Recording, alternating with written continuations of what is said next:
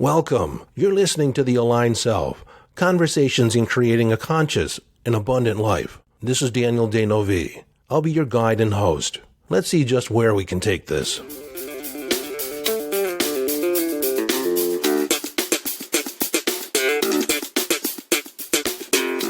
Well, friend, welcome into the conversation.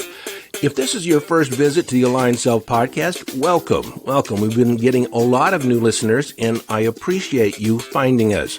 And I understand that this has been part of your journey too. You connecting here is part or an answer to a question you've been offering up to the universe. So there's no mistake that you're here. It is a synchronous rendezvous in time and space. And if this is your first time listening to The Aligned Self, I hope you'll subscribe and hang around a while.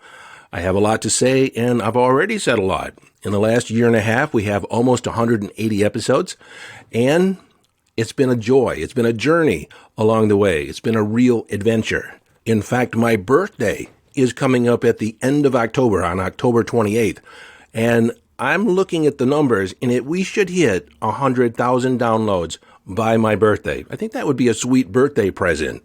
And what that means to me is that it is confirming that the message resonates with more than a couple people. So, welcome to the family. This episode is one of the series that I've been doing on manifesting and law of attraction. And today we're going to get more granular, more specific about what is law of attraction, what is vibration, or how does vibration and frequency interplay and really work with the law of attraction.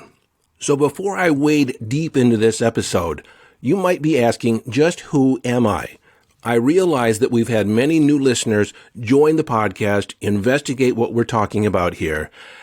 And so I just want to give you a little context on the different aspects that have come together that form my self-identity. I've been investigating hypnosis since I was in my early teens, and I have been, deep into the subconscious processing, the other than conscious processing of our minds. That journey began 50 years ago. I'm just about to turn 62. I actually began studying hypnosis when I was 13, so it's almost 50 years, but who's counting? But along the way, I've had a series of intense, mystical, magical, spiritual experiences. I've had very many practical experiences. I've done and made just about every mistake you can make as a human being. I've had a lot of errors along the way. I've taken a lot of detours, and I've done a lot of things right. When I was 28, I was certified as a hypnotist. I got my certification. And I was also certified as a neuro-linguistic programming practitioner. Since then, I've gotten my master's practitioner, and I'm a trainer of NLP, firewalk instructor. I've been all over the world. But in opening my private practice, my side practice, I had a full-time job, and I opened up on the side in 1988. Since then, I've worked with 10,000 people, making the impossible possible. I've worked one-on-one with clients. I've worked with them in workshop settings. And so I have a particular perspective on law of attraction. I've been practicing it since I was introduced to the Seth material back in the early 80s. Seth was the first one to say, "You create your reality." And when I read that, I really got it. I just knew it was true. In 1991, I was sitting in a dentist chair. I was having a root canal performed, and through a combination of Novocaine and gas, nitrous oxide, when they put the gas on me, something came over me. There was a sense of panic, like my skin was on fire, like I wanted to bolt out of the chair. But fortunately, I had the presence of mind to not do that at that moment because the dentist had a drill in my mouth. But I was overcome with this sense of anxiety. And because I've been a practice meditator and I've been utilizing self-hypnosis for so long, I really focused on entering in an altered state, which was augmented by this nitrous oxide, this laughing gas. I was in a deep, altered state throughout the entire procedure. I lost track of time, and that is when I received a download from the universe. All the information about how we create reality, how we manifest things, I knew. I just knew it on an intrinsically deep level. And that knowing was still with me when I came out of the office and I paid my payment, I made it out to my car, and I just sat there, just in awe and wonder at the experience that I had just gone through. And then I decided to drive home. not really knowing how long I had been sitting in the parking lot. Well, between the dentist's office and driving back to my house, I had lost a lot of the information. I lost, the context. It was like it was slipping out of my mind. And it was a little upsetting to me because something that I knew with certainty just a few minutes earlier suddenly wasn't within my grasp anymore. It was like when you have one of those very vivid dreams and you wake up thinking, oh, I'm going to remember every detail of this. But by the time you get a cup of coffee, by the time you get out of the bathroom, you can hardly remember, what did I dream? What was it about? You remember you had the dream. I had a dream. It was very vivid, but all the details start slipping away. All the characters. Can't even remember who was in the dream. It was something like that. So then I spent the next 20 years reclaiming that information. I knew it was in my other than conscious mind. I just didn't always have conscious control over it. And so in the process of reclaiming this information, reawakening it from within me, I began studying the works of Waddles and Neville and Hill, some of the early pioneers in New Thought and Law of Attraction. I studied James Allen and Seth even more deeply. And then most recently, I've studied Esther Hicks and Abraham. But there's been many, many others as well. I've read hundreds of books. I've read autobiographies. I've studied the lives of people, successful people, to glean those aspects of the law of attraction and how it has been working in their life. I have modeled excellence, which is the bedrock of NLP. And so I tell you all this to kind of put the context here that my intention is that in this workshop, in this mini workshop, this episode, that it's my intention that I present law of attraction, the concept of law of attraction and vibration and frequency, and explain it in a way that it will expand your current understanding and deliver it in a way that you may not have heard it before. Of course, it's my delivery, so it's going to be slightly different just in that fact. But I want to put a different spin on it or give you a different perspective to help augment, expand your understanding. So let's begin by defining law of attraction. Law of attraction is the powerful universal law that acknowledges the vibrational nature, the energetic nature of all things. Quantum physics tells us that everything is energy. Everything seen and the unseen has a vibrational frequency. When I was first introduced to physics back in the 70s, there was a distinct difference between matter and energy. Matter was everything that you could basically see and touch. Yet, quantum physics has revealed to us that everything is energy. It just vibrates at different frequencies. Even the densest, most physical pieces of matter, when you look at them at a submicroscopic level, you'll see that they're full of holes. They're nothing but electrons flying around. They're energy. So, law of attraction explains and governs the coherence and integrity of the universe. Which, said another way, if like energy did not attract like energy, if energy repelled vibrational frequencies that were similar to it, you would have no physical matter. There would be no coherence. There would be no assemblage of energy to be in physical form. Like things wouldn't come together to actually create something. It'd just be a mass or a soup of quantum particles, electrons, things flying around, repelling off each other. But because like attracts like, we have phenomena, experiences in our day-to-day that you can call upon to say, yes, that's true. Most of you at some point or another have tuned into a radio station, utilized a radio. And you know that when you turn your radio into, say, the Hip Hop 106, you don't get the music broadcasted to Country 99. Like frequency is attracted to like frequency. You've probably heard the phrase that birds of a feather flock together. As human beings, we tend to gravitate to other people that are like-minded, thinking similar things to us, have similar values. We congregate in clubs and communities and affiliations. In fact, typically, Most people get quite upset when someone shows up that doesn't fit into the program.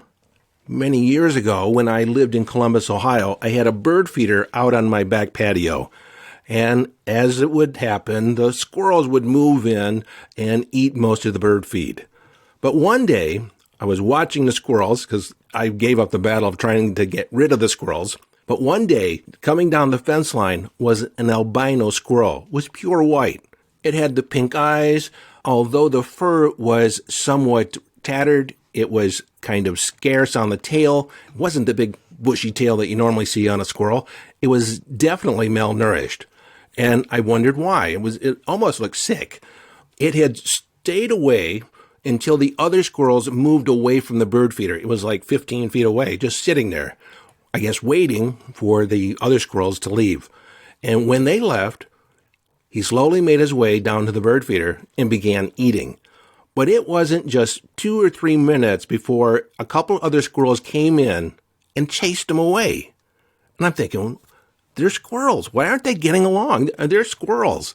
Well, obviously, that color made a difference. That albino was not normal to those other squirrels. And because it wasn't normal or in the community, it was ushered out. And I think that's why that squirrel was malnourished. It just didn't have the opportunity to eat like the other squirrels. And I imagine it was pretty lonely.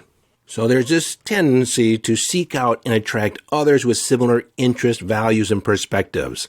It's the force that brings fans to see a performer or a sports team. I just recently received some free tickets to see a baseball game, the Texas Rangers against the New York Yankees. And at this time on the calendar, the New York Yankees are number 1 or number 2 in the league. The Texas Rangers, well, they're near the bottom. But the free tickets that I got were in the Yankees section in Texas. I didn't realize that the ballpark only made certain tickets available to people out of town. And so the goal is to have all the Yankee fans sitting together. Well, I have to tell you, it was as if I was at a Yankees game rather than a Texas Rangers game. The energy was definitely slanted towards the Yankees.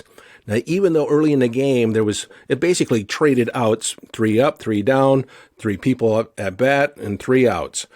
There was no score after several innings. And then one of the Yankees hit a home run, and the place was on fire. They ended up scoring 3 more runs, and the Texas Rangers 1 more run. So I said to my son at the top of the 8th inning, let's make our way to the door.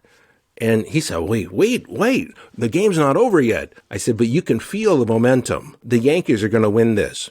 And frankly, I don't want to be stuck in traffic for an hour and a half. And so we made our way to the parking lot and we drove away with no delay. We had the radio on, and indeed, the Rangers lost. You could feel the energy that the Rangers just could not muster the collective energy in order to turn the tide on the Yankees. Each of the teams walked onto the field differently than the other. Each of the teams had a different expectation about what was going to occur that night. And this phenomenon of momentum and collective energy we'll talk about in greater detail down the road, but it is crucial in pulling things together, of aligning things in order to manifest the things that you want in your life. But it's safe to say that every event, every circumstance has a particular vibe to it or a particular frequency.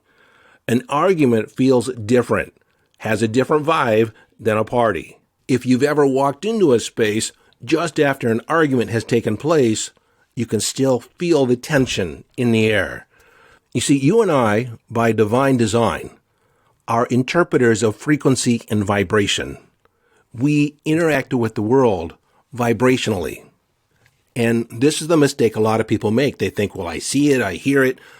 Well, you are interpreting frequency and vibration. Your eyes interpret the different frequencies of light to distinguish color and shape. I've said before, and I actually got this from Abraham Hicks, that if a tree falls in a forest, does it make a sound?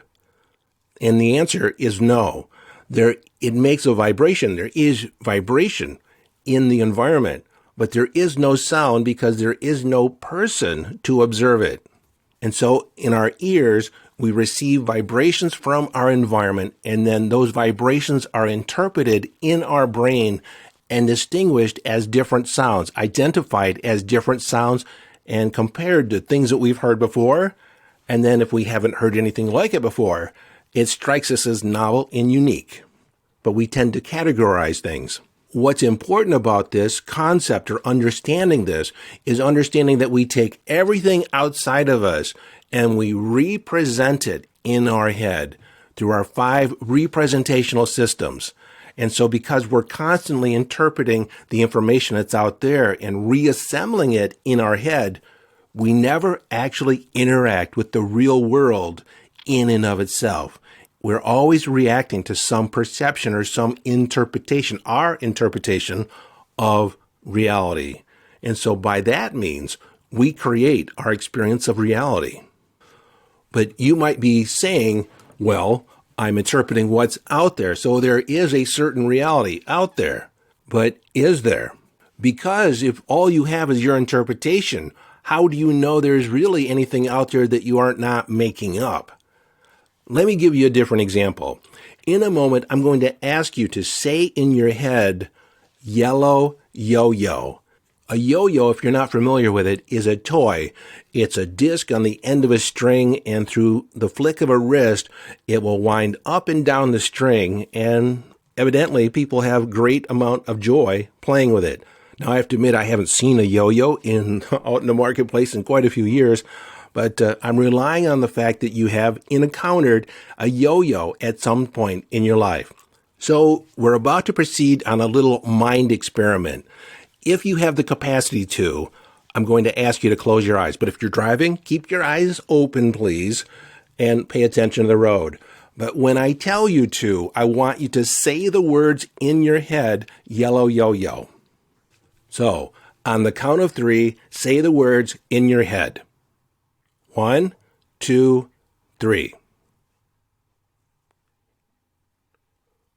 I'm assuming you played along and you said the words yellow yo-yo in your head. Now, I have to ask you, who heard the words yellow yo-yo? You didn't hear them with your physical ears. Yet, when you said the words yellow yo-yo in your head, you heard something. You heard the words yellow yo-yo. And if you're perfectly honest, you also saw in your mind's eye a yellow yo-yo. How is that possible? You did not see anything physically, but you had a representation in your head, a palpable representation in your head. You saw a yellow yo-yo. You heard the words yellow yo-yo. Now get this. If I was to ask you to envision a red yo-yo, you could do so immediately. In fact, if I change it to a green yo-yo, you now see a green yo-yo. Do you understand that this is all taking place outside the confines, outside the limitations of physical reality? This dimension of thinking we'll refer to as the 5th dimension because it occurs outside of time and space, which is the 4th dimension. And so that little exercise took place in the 5th dimension, but get this, not only did you create a yellow yo-yo, a red yo-yo, a green yo-yo in your head and heard the words in your head, there's an aspect of your consciousness that was able to reflect on the entire process, to observe the entire process. And my point in bringing this to your attention is to elaborate the idea that you are more than just the physical expression in this incarnation. You are primarily consciousness, a field of consciousness. Now, we can say that 99% of who you are, you cannot see, touch, or feel, that other people have no perception of really, possibly energetically.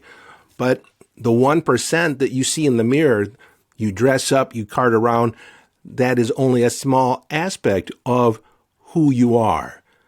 But it is what most people see. And if they were to try and define you as your body, you would say, I'm more than that.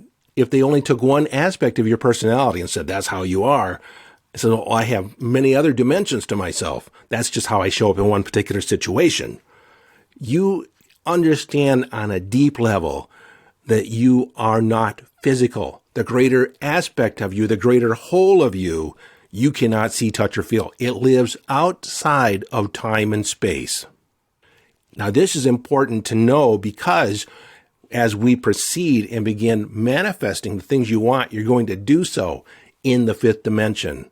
And in the fifth dimension, we create the effect first, and then we give up the how. We allow the universe to catch up with our creation in our head.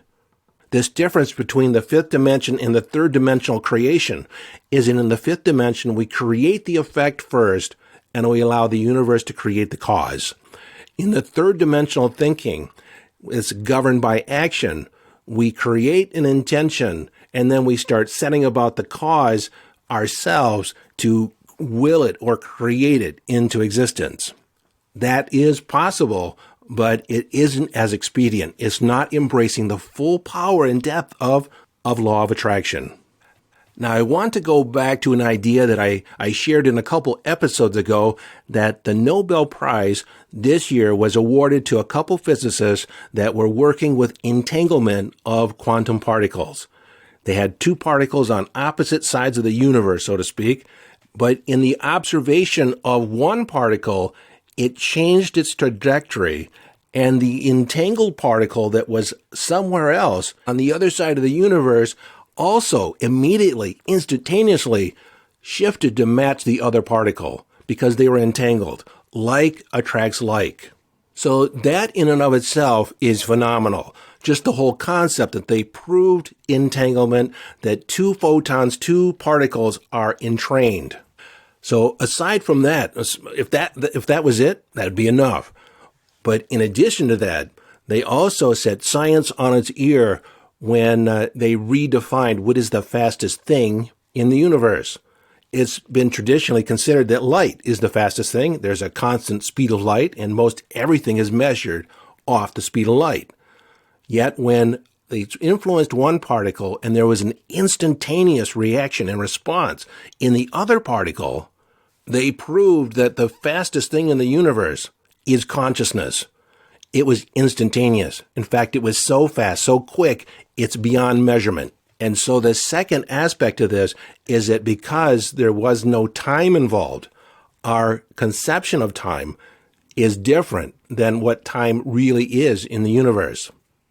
Our only experience of time is a mental construct. It's created. It's not really how time works. And so once you wrap your head around that, then you can speed up your manifestations when you don't have to wait for things to line up, because the moment you create it in your head, energetically, it's created instantaneously. Yellow yo-yo. So you might be saying that's all interesting, that's fascinating, I never thought about it that way. Exactly. How does that apply to law of attraction? How do I make this work for myself? How do I get the yellow yo-yo into my physical experience? Well, if you were to focus on the yellow yo-yo enough, meaning that you focus on it in a way that you expect to have it in your experience, and you align your feelings with using a yellow yo-yo, of how does it feel to play with a yellow yo-yo, and you created it as real as possible, as palpable as possible in your mind's eye, then you would start setting about your behavior to have that in your possession. But what we typically do is we create it in our head, we create the intention, and then we look at our current circumstances and we say, I don't have a yellow yo-yo. And so we create the lack of it right there in our observation. We're not aligned, we're not focused on its fulfillment.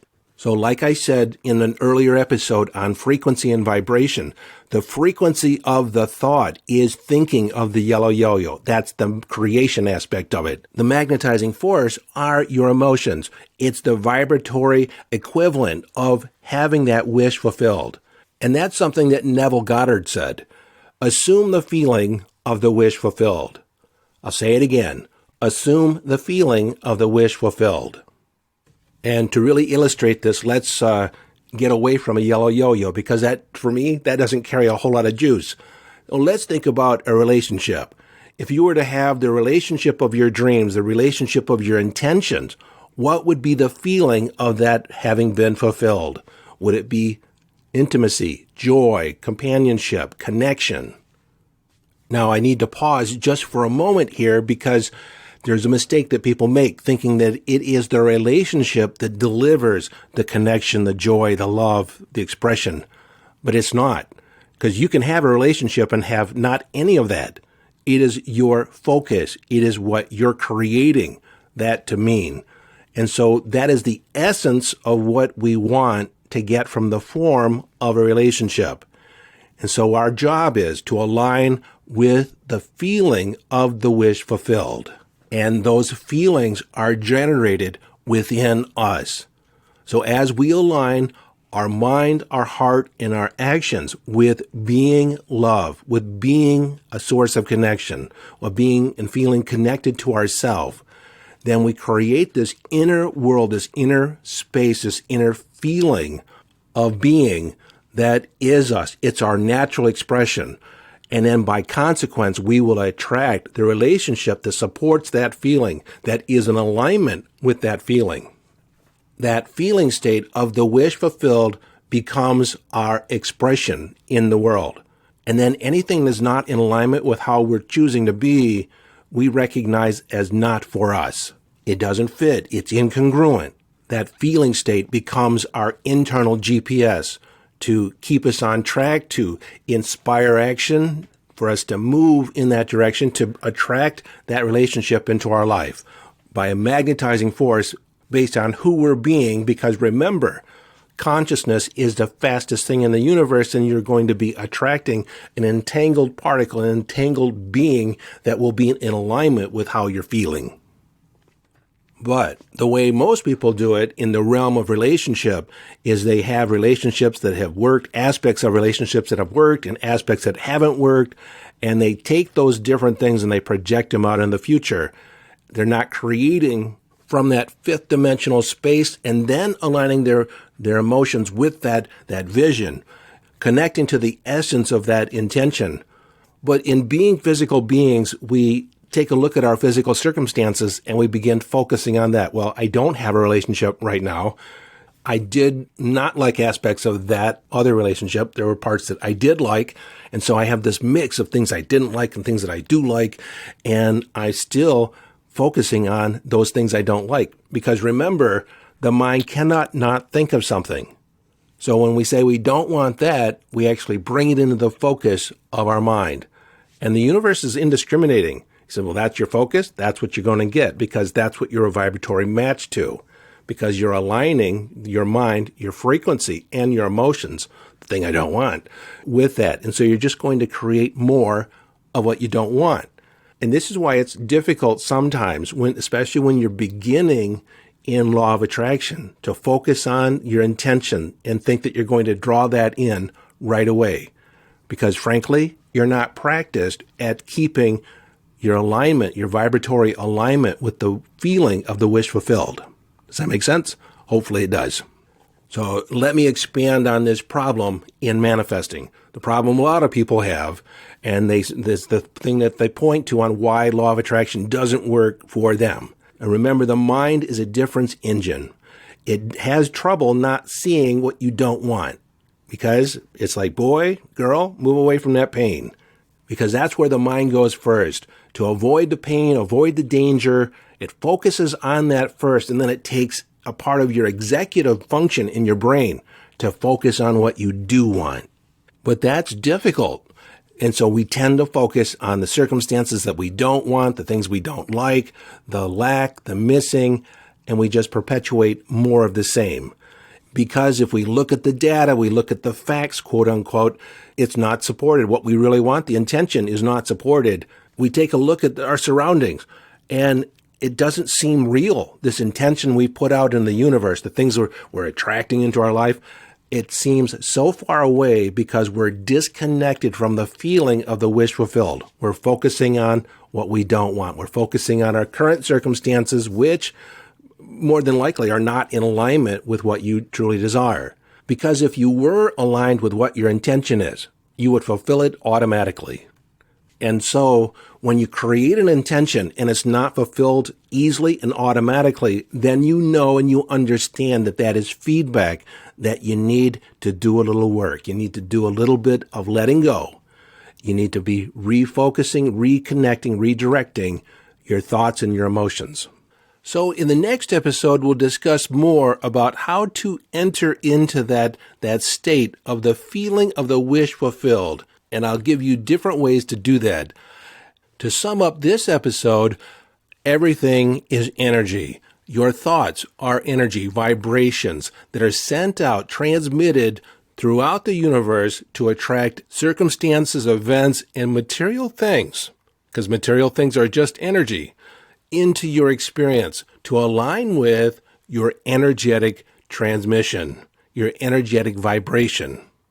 And what constitutes your vibration are your thoughts, your emotions, and your actions. It's that congruent expression that is aligned with the intention that you're putting out there, or rather the intention that you're attracting into your experience.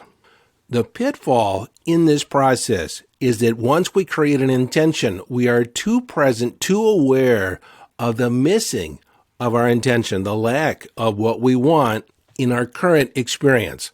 Now, this is something that's important to understand. We cannot be present in the moment and actually think about the moment. We can experience the moment, but the moment we begin thinking about it, we are in the past. We are in the reflection of what we just experienced. So our awareness or our thinking about the present moment or what's going on is tied to the past, if only in a matter of degree. But our current circumstances, what we're presently aware of, is a result of past thinking, past processing, past actions. And so our point of power to create our intention lies in how we align our thoughts right now. And then also in the next episode, we'll talk about creating momentum, focusing your thoughts, creating your vibratory state in a way where they coalesce and create a magnetizing force that makes your intention inevitable that it will show up. It is inevitable. It's on its way the moment you create it, and as long as you stay in alignment with the fulfillment of that intention you created in that fifth dimensional space, it is inevitable that it will show up in your experience. The only thing that will delay it is in your own thinking. If you focus on the lack, if you focus on something else other than your intention, you will create the delay, or you'll create something else, because I said it earlier, but I'll remind you, you cannot not manifest. The law of attraction is always working. So whatever you're currently attracting into your experience is a reflection of the vibratory message you're sending out into the universe. Okay, that's it for this episode for now. I hope I actually left you with more questions than answers, some things to think about, some different perspectives to entertain. Until next time, this is your friend and host, Daniel Danovi, urging you to follow your bliss, live your life from inner signals, be inner directed as you engage in the epic adventure.